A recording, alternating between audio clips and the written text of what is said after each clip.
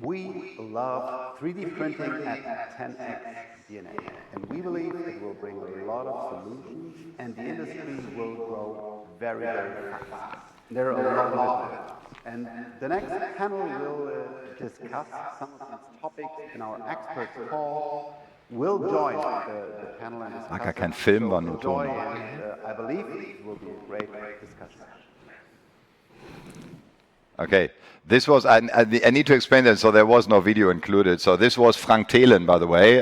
Some of you might know him, a big investor. He's leading one of the companies that is represented on stage with Paul Schmidt. He's from 10DNA, a large technology investors. And what is special about 10DNA, and I think this is why this greeting word is so special, they only invest in things where they see a high technology innovation level combined with, of course, a lot of success stories beside that. So we want to leave you out discussing future potentials, of course, and I think I introduce my guests here because it's an excellent lineup. Sit down for that. So to my left, we have Francois Minec, today in your function as Global Head of 3D Polymers at HP Personalization and 3D Printing. Then we have Daniel Princ, if I pronounce it correctly. We discussed that so many times, Daniel. So he's Commercial Leader EMEA Consumer Market at Stratasys. And then we have Florian Holzhoffer to the right, who's Director Industry Management at TRUMPF Laser and Systemtechnik. And as already mentioned, Paul, say hello. This is Paul Schmidt, who is responsible at 10 times DNA. He's Head of Additive Manufacturing Research, and he's probably the one that digs deepest in the figures about... is it, Paul? You Could do? be. I hope so. I hope so. Francois, let me start with you. In our pre-discussion, we had, in my opinion, you brought a fantastic statement, and I need to cite you, if you don't mind. Is that okay? Yeah. Okay. So you said, there's not a big thing, let's get boring. That was what you said. What do you mean by that? And I loved it, to be honest. Well, I'm not sure what I said. It was mine. How was your Florian? Sorry, yeah, what a mix-up. So Florian, let me hand over to Florian. Sorry for that. I mixed that up. I'm quite new to the additive world. Started at TRUMPF beginning of this year. And so I have a little bit a view from the outside already since a long time, as TRUMPF is not new to this kind of business. But it was always a discussion. Yeah, what is the next thing since years? Yeah, and from my idea is also from the talks we had today and yesterday, we need to get realistic. We need to get boring. We need to do our homeworks. We need to get reliable, productive, and we need to stay innovative for sure, but we need to do our homeworks, and if we have a cherry, then it is fantastic, but I stay with the cake. Yeah. Which is basically a strong statement, especially when we consider the last 2 days where we discuss it very often, what really is what the customer wants. Paul, coming to you, I mean, can you underline that? So in terms of figures, because you do a lot of analytic outlooks for the future of additive manufacturing, looking at the figures, what is your perspective or your look in the near future? Yeah, totally. Maybe before we take a look in the future, let's maybe get one step back, right? Because if we take a look at the numbers from the last year and also for this year, the outlook is pretty mixed, right? So last year was very tough for the industry, right? And also if we take a look at the outlook from 2024, growth numbers are single digits. Some companies even say, okay, we won't have growth, it's stagnant, right? And we have to question ourselves, hey, where does this come from? And what changed from like the year 2021, where everyone was saying, hey, we will grow with 30% a year, right? And this comes exactly back to your point. Is it really that we need these lighthouse projects, or is it more like, hey, where do we really need 3D printing or additive manufacturing, and where are the strengths, right? Daniel brings me to you. Excellent, Paul. So if you're a machine producer, is it something you have in consideration? That means, I mean, you want to sell more machines, obviously, yeah. But you see a change probably also in the perception of additive manufacturing. How do you see that for the next 2 to 5 years from the perspective of Stratasys? So basically, if I look at the market, maybe build on the market and then go into the kind of technologies in 2 to 5 years. I think it was mentioned multiple times, right, that this is 0.1% of total manufacturing, right? This is the family, 0.1% total manufacturing, right? So let's change the world with that. How do we change the world with that? We just need to be more economical and get scale. And how do we get scale? Because scale has a cost. Scale has a cost. And what do you need to do if you need to invest? Look at all the publicly quoted companies. So I'll give you the question. Can I give you a question? Of course, you should. All publicly quoted companies, put them together, 3D printing, right? Look at the EBITDA, which is profit, and look at last quarter, past 12, 24 months. What do you see? Profit. Yeah. What do you see? It's a very, very good question, right? Because how do you divide it, right? Do you earn the money with selling the machines? Do you earn the money with selling the materials? Or is it also the services, right? And by just selling machines, it's very, very tough to earn money. And that's where I see a lot of companies are struggling with right now. So basically, I think, exactly to the point, right? What you see is a rat, big flashing rat, in terms of profitability of this business. Yep. And that's the public companies, which is like 70% of the market, right? Which doesn't bring me the confidence that the rest of the market is significantly better off. So this industry, in my opinion, elephant in the room, 2 to 5 years, needs to get profitable. Needs to get profitable. To me, that's the big thing. Because if we get profitable, we have a scale. When we have a scale, we have economics. When we have economics, today we're 10 billion, 18, 16, whatever, different numbers, right? There is an opportunity if you look at these 5 big things which Additive do, customization, sustainability, etc. There's another value of 500, 550 billion of value for customers out of Additive. That's 3% of total manufacturing, right? So from 0.1 to 3, that's a good journey. That would be great. So that's to me like, 2 to 5 years. I always remember I'm 10 years in the industry, and I always see the CAGR 30% is always ahead of us. So true. Yeah. So let's make it profitable to really go there. Talking about profitability, Francois, what do we need to do to get profitable?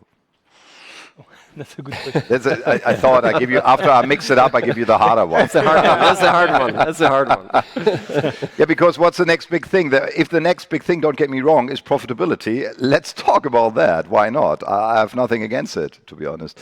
Yeah, I would just also rebound on the getting boring, and because I totally agree with this, and then I'll answer to your question. So that's really the fact that today still 3D printing is a small world, a small community, and I'll be a bit provocative here by saying the day will be successful as an industry is that when we don't need an AM forum or we don't need an AMUG anymore.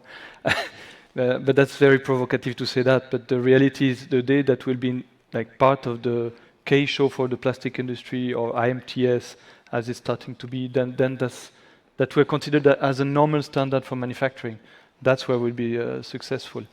And there's a lot to be done, and it's impressive to see so many customers that we see using our technology on cost per part. They save like 90%, 80% by going to additive.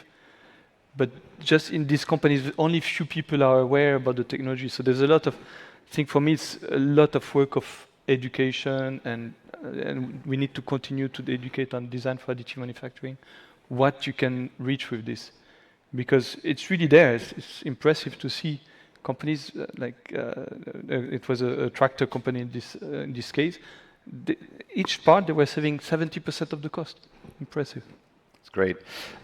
Florian, so if we consider this, we discussed a lot of considering the whole process chain. Now you are producing machines, but is that something that you have in your mind? Because if we're talking about profitability, if I would be end user and want to buy something with additive manufacturing, but there's not only the printing machine. So is that something you go into? Is there more collaboration in order to give the whole process chain? Or is that something you yourself think about, getting more into automation and deliver post-processing as well? This is a very good question. I already wanted to address when you two spoke. So for sure, TRUMPF, our DNA, also where I come from, is providing a solution. And I think this is the key element. Nowadays, we are quite strong in dental industry, and we see a lot of competitiveness in terms of machine price, for sure. And we are really pushed to be innovative, to be more productive, to be more reliable, to ask for higher prices. And this we only can achieve if we have not only a machine, but we have a solution. And there we see if industries want to step in or companies want to step into AM, we need to provide a full package. And this includes data preparation, this includes post-processing, which are part of our technology. And we can't just have a single view on the machine itself. Very good. Paul, if you look from the outside, because you are kind of the validator today in this panel discussion. Whatever they say, you have to see it from an investment perspective. I mean, we talked a lot of Formnext, and I got the perception that the interest is quite high. I mean, that's the reason why Frank sent us this message as well. So how do you consider, let's say, the efforts the industry is taken, because this would underline of how fast you get your money back. As soon as they are successful, the earlier you get your money. So how do you consider that from outside? What are the things that need to be done from your perspective? Yeah, totally. Maybe touching on the point we talked right before, right? When we talk about additive manufacturing, it doesn't help to just put a machine somewhere and then it's not used or just used by 20% of the time, right? Because talking again about profitability, a lot of profitability comes also on, hey, the machine is utilized, a lot of materials are consumed, and you could even put like the services on top of this, right? And this is something which then increases the EBIT margin so that you get profitable. And I think that's a part which some players realized and really pushing to it, but also some players don't have that much on mind as we would like to have it. Very good. Daniel, considering we discussed a little bit about series production, that's always coming up. Why not producing more parts? And I think there were some very realistic approaches here at the AM Forum where we say we don't need to think about series in terms of millions of parts, but lower part numbers. Is it probably more a way to go in the wide area? That means tackle more industries with additive manufacturing as a growth strategy, or is it more to get deeper into the verticals? What was it's always a business case, right? So additive is always historically, cost reduction. And by the way, just anecdote side comment is why over the past 10, 15 years, we're always showing the use case of minus 90% cost saving, minus 80% time saving, and the industry is not making money. Okay, so all of us, let's think about that. But to come back to your question, there's a, I think, very important element of where can I create new revenue, right? So cost saving is kind of the default. Okay, let's look at the process, let's cut costs, and then we have supply chain resilience. But where can I create revenue? Where can I create a new product that was impossible to create before? And I think that's one way to profitability of the industry. I think you mentioned also interesting thing, which is, at one point in time, any hardware over time becomes a commodity. Let's face it, okay? Everywhere. We've been in, IT to the production business. It becomes a commodity. So it's the stack, it's the vertical stack of services, systems that, create a product. And on that, you can make a profit. So find that new product that doesn't exist, create a stack of services, make the whole thing profitable. And that's where, we should look across different industries. And I think that's maybe the other 2-5 years. Let's look at the industries which are really difficult to crack, right? So everybody can print a simple housing or jigs and fixtures.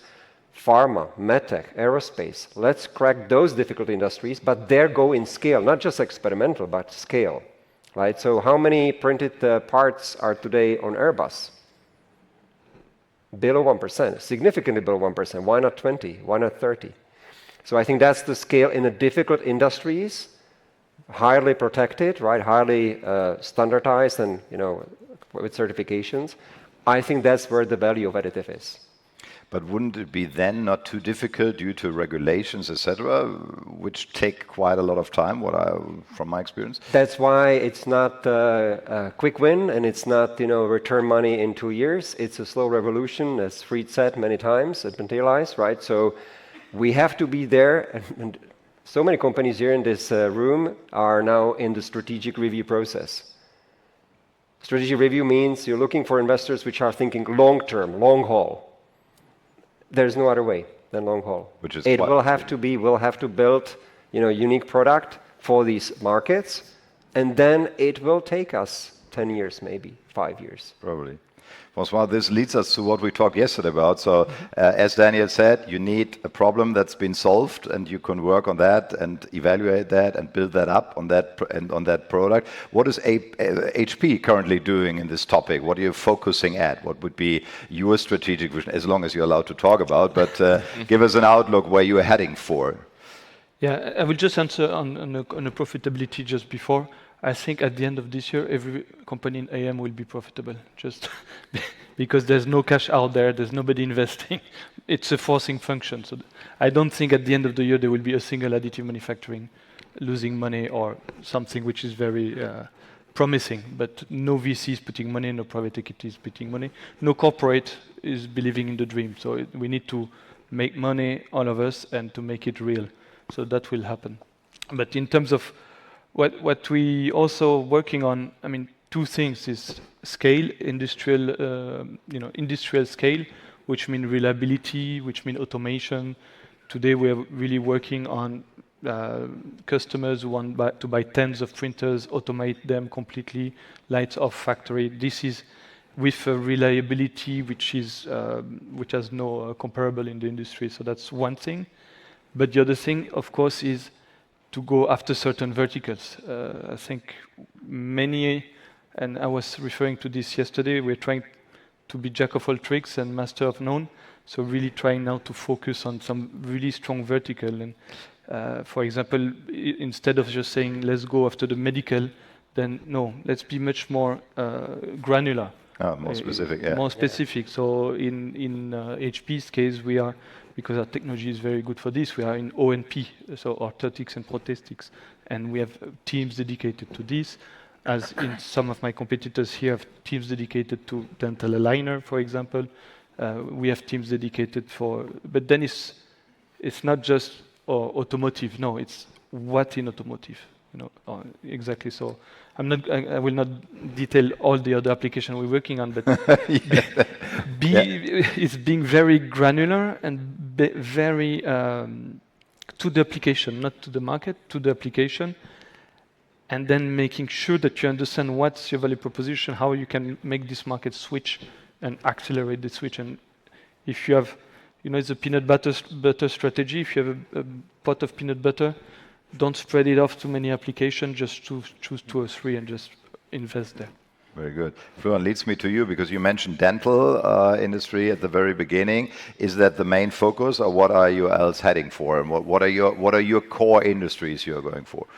No, let's say dental is something we are quite strong in, and we learn a lot from them because they are in a very high series production already.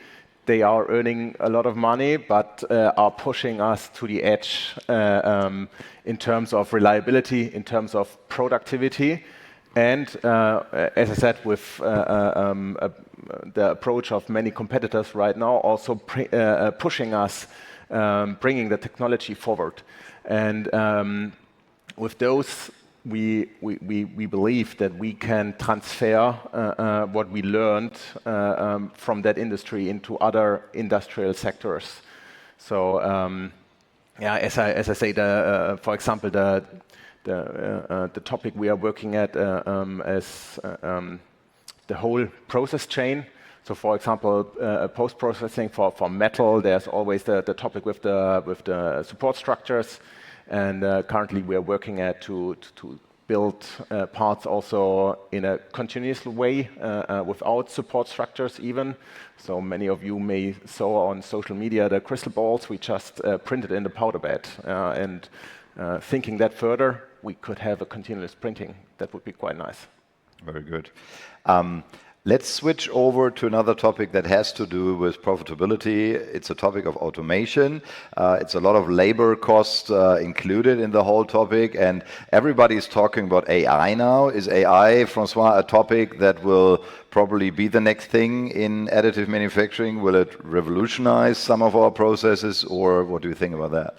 Well, we have to be careful because everybody used the word AI also even to raise money to try to get more.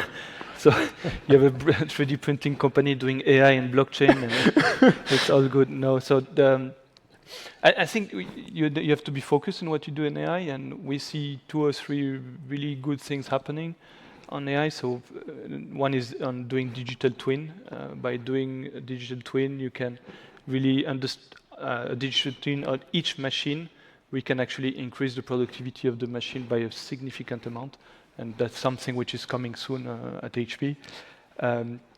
The other thing which I think will also enable application is this start of generative design by AI. And I don't know if some of you saw the announcement that was done 2 days ago, actually, at the NVIDIA conference, where they announced a text to 3D file program, which you then have some series of programs to make it completely printable. And it's really the first time that you have a text to 3D file, which then can be immediately printable.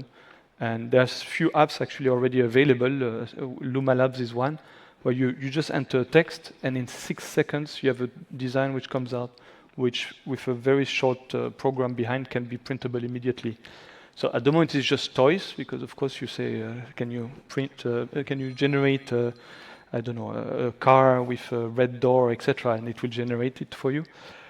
But I know some startups are working already in the engineering part of it. So taking some 2D plans of injection molded parts and automatically generating a 3D file which responds to the constraints of the part by thinking what can be done.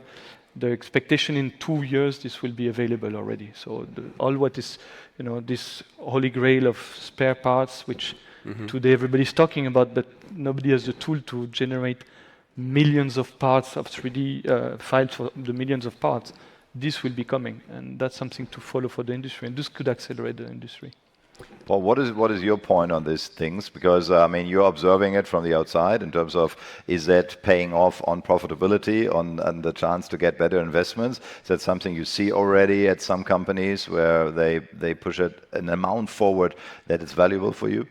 Totally. So I think, as we spoke about, it's very difficult to just talk about AI because it's just everywhere used, right? And pretty often it's a lot air, nothing is behind it, right? So when we talk about this, like one point which I found personally very interesting at the moment is this generative design or parametric design things, but not like for super high-end applications, but to increase the usability of these additive manufacturing applications, right?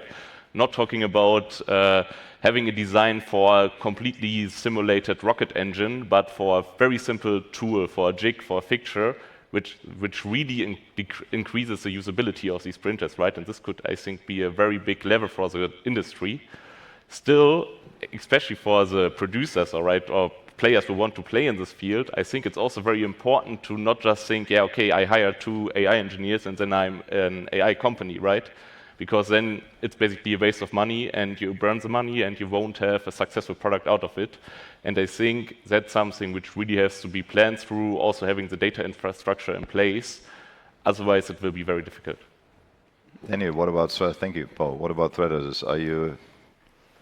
Maybe I can ask audience, maybe I'll try to. So if I can ask you, if you are sending something to your 3D printer, hands up, who has a nail-biting moment, will it come up? Who's like, nail-biting, will it come up? Everybody's, okay, I start to see people kind of acknowledging, right? So what it is like we send something to a 3D printer and we don't know whether it will come up or how it will come up. And that's the process simulation, right? So I see a lot of impact on the AI in understanding the process and controlling the process. How many times we need to do iterations, which is impacting the efficiency of the 3D printing, right? So I see more, I fully agree with you, there was a launch of some company that says learning models in 3D printing. I said, what is this? I think it's simple machine learning, but put in action. And for instance, I believe a very practical use would be, improving the process and controlling the process and reduce the number of anxiety of will it come up? Florian, maybe I can add something because we're talking about profitability and AI.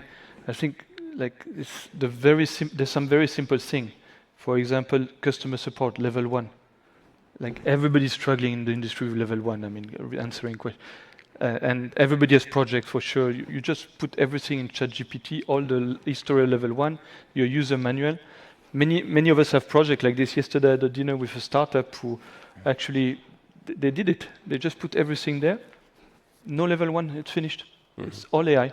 So ChatGPT does the work. It's like something to get profit. It's an idea to get all of us profitable and some profitability tomorrow. It's just.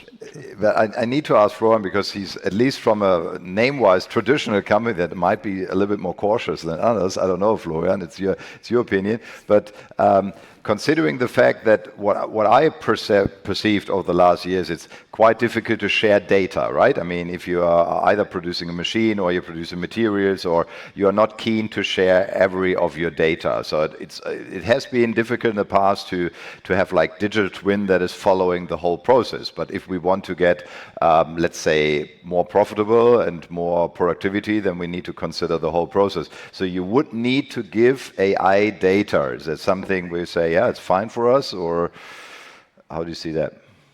Yeah, so basically, I think we as machine builder, we can't have invented everything on our own. So we are starting also, or we have collaborations also in field of AI supporting us, and also sharing with our customers. And we do have models where we can anonymize different kind of data to share it. But it only can be that way to improve also our machines to share. Okay, and this is happening. Yes. And nobody is, don't get me wrong, let me ask a question from somebody that has no clue. But anyway, nobody's afraid of sharing this with, as they say, they do level 1 ChatGPT. This means on the other side, they give all the information to the public. In this case, I'm talking about the startup. As HP, we would not do that. Okay, so we use, there's some AI model which are private, where the data doesn't go out, and that's what we use. Let's pick some of the question, please, because there's one question that is interesting me as well. So which industry is most benefiting from AM in the next future? Because Francois, you told us it's better to specialize and probably find the one thing. And you can't specialize in everything, right? I mean, you can't focus on any industry. So is there a specific industry where the three of you, and probably afterwards Paul, sees the main benefit of AM, or probably the next big thing is lying, we don't know yet? No? I would say clearly, life sciences, medical, big time. And of course, I think we see them aerospace, automotive, although I think the life sciences, medical, there can be these net new things that have not been done before. Dental, I count into that as well. For good and bad, defense, that's it. But I would personally like to see much more, medical innovation, faster, pharma, which is, putting into manufacturing what you are inventing in medical. So that's where I would see as a very interesting area. Very good. Francois, what do you think?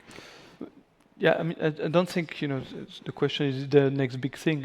Again, the answer is no. So there is no next big aligner out there. So the aligner application, all these industries are growing, will grow at a certain space. I was mentioning yesterday some eyewear, which at one point could tip. And if we work as an industry, I think this is one which could also tip. But as you were saying, at the moment, a lot of focus on defense for the reasons that we all know. But no, so I think all of these are growing at a respectable rate at the moment. Okay. So what I've seen is, if it comes to innovation, there's not this one specific big thing, though. So in every area, there's something being created. We discussed a little bit, just the topic of regulation. And if we now bring it over to, let's say, a geographical discussion, which we haven't touched so far, Paul, what do you think if you look at on a geographical landscape? And I think you're not focusing on one specific region, right? No. You are quite open. So where do you see the next global players coming from, and what will be a threat or not for us? Where do you see that? Yeah, a very tricky question, but to be frankly speaking, I mean, we all see it, right? But the competition from Asia is increasing by a drastic amount, right? And the reasons are pretty clear. when we talk to like the users, but also with the machine producers, it's pretty often said, or like in the past, it was always said, yeah, they're just copying our machines, they don't innovate, but that's not the truth anymore, right? So if we really take a look in China, for example, it's a highly competitive startup market there, right? So for each application, you have there 10, 20, 30 startups competing, just one survives, and they still really, really work until they are the leader in this field for the Chinese market, which doesn't mean that we can't compete with this, right? I think we have a very, very strong industry here, right? And when we face the challenges the industry has, I think we are still on a very, very high point to build on top of this, right? But if we just say, okay, we continue business as usual, I think it will be very, very tough times in the future. I do want to underline, I think we face those pressure, especially we in dental, as I said, but it pushes also our technology to get more productive, and I want to take this challenge also to our development to even bring more innovations and to get our homeworks done, to build the trust of our customers, to get reliable and to be more and more productive, maybe not as the Audi colleague told us, 100 to 200 times cheaper, but Daniel. I would hope one thing. Sometimes we're choking the innovation ourselves with the regulation. I remember I cannot name the vendor, car vendor, I cannot name the component, but 7, 8 years ago in China, for the same car, people could buy customized components. They say, oh, I like it on my phone, I have a fashion bag like this, I want that pattern on my car. Click done, ordered in 48 hours on the car of a German car manufacturer, right? Mm-hmm. You came here and they said, over my dead body, we would never do that customization. Why, guys? Oh, because we have the regulation that are 30 years old, but we are different technology. So I would also say that we have a lot of certification regulations which are built for conventional. Let's maybe shake it up. Aren't we choking ourselves with innovation because of too much bureaucracy? We could have done these things easier. They do exist. But then would be the question whom to address, because this would be a governmental thing. And they are, like MGA is doing a lot of initiatives in order to overcome that hurdle. But what would your proposal there? Who is the economical driver in Europe, right? So look at basically who is creating jobs and who is creating innovation. And we're still 0.1%, so this industry needs help as well. And to me is deregulation. Take the ties out and the innovation will come up. Because you see in other parts of the world, which we have considered copying, no, they were innovating 7 years ago. Yeah. Because they were not under these constraints. So let's ask ourselves, right? I'm not saying let's thrash all regulations that are there for good reason, but are they current? Aren't they outdated? Yeah. Very difficult topic, for sure. Absolutely. Let's find another positive aspect. Let's put it that way. I just wanted to make up the threat, to be honest, because it was another elephant in the room, because we talked a lot about, under our hands, about China is coming up and coming up. So I think we are all aware, as Florian said, is already feeling the pressure and working with our strengths against it. This is what the game is all about. Let's cover last topic, that would be sustainability, because I was quite astonished when we had yesterday some talks, I think it was Audi as well, where we said, the customer is not that much interested in what we put in the car in terms of additive manufacturing, what was quite surprising for me, to be honest, because why not talk about this positive aspects of sustainability? Today we heard about the near zero emission material, which is used by Volvo at least. So Francois, is that something, sustainability, that must be even more in focus in order to push our industry? Because there are not these boundaries of it must be profitable all the time, because reducing CO2 footprint would be kind of profitability too, right? Yeah, first we should not dissociate sustainability and economical profitability. Yeah. Because carbon is actually is linked to a cost always. Yeah. So it's energy. Carbon is linked to energy. The energy is cost. So I think we want it or not, anyway, sustainability is on the table at every discussion with customers at the moment. So every end customer we talk to, they bring up the sustainability aspect. So that's something as an industry I mean, we have some advantage in sustainability because of we all know here you can use less material, lightweighting, etc. I'm not going to give a lecture on that, but still we can do a lot of progress. So I mean, at HP we're working thanks to the material suppliers in reducing the carbon footprint of the materials. Our latest printers consume 25% less than the previous generation, and we're working on improving that. But that's something which is on the table in every discussion, and especially if you go on the brands with consumer at the end. The difficulty is everybody wants sustainability, nobody's ready to pay for it. So as an industry, we need to take the steps ourselves and then to find a way to still be profitable by taking this additional burden. But we cannot just go to a customer and say, I have this solution which is 20% more sustainable than this one, but you have to pay more. Nobody buys it, unfortunately. Yeah, absolutely. Daniel, you mentioned at the very beginning we are quite a small market. I mean, this is something we are all aware of, I think. Yeah. So is it basically a point, not only sustainability, but the other advantages of additive manufacturing that is really recognized because we are so small? Is it rather under a cost perspective, sometimes the way that the customer says it doesn't have the impact additive manufacturing, so I won't even consider it. Is that an issue or? So I think we should bring those examples to the people, right? So you're absolutely right. If as additive industry, we say rough number 30% reduction of CO2 in the process, and we are 0.1, so it's no impact. Yeah. Okay. You open one coal plant somewhere in China, and the entire industry impact is offset or even actually in negative. So we have to basically bring those economics. I fully agree with Francois. It's to me the economics. I would love to have much less trucks on the German Autobahn. And I know when you look at that truck, it brings assembly into 5 different points to get it completed. And you should be asking why the hell this is happening when you can do the assembly in one go. And so I think we should bring these examples, and it's about the visibility. So leading with the economics. And to me, if you lead with economics and you have the penalty of having 5 trucks to complete your product, we will grow and we will go into the scale. Okay. So we have only 1.5 minutes left. There are a lot of questions. We can't answer them all. But before we go to another interesting poll, I would ask you for a final statement. What is the next big thing? If it's no big thing, Francois, would be totally okay. Yeah. But Florian, you mind to start? And you say, this is it. I just stay getting boring and get our homework done. I love that very much. Paul, you're the last one. Francois, would you?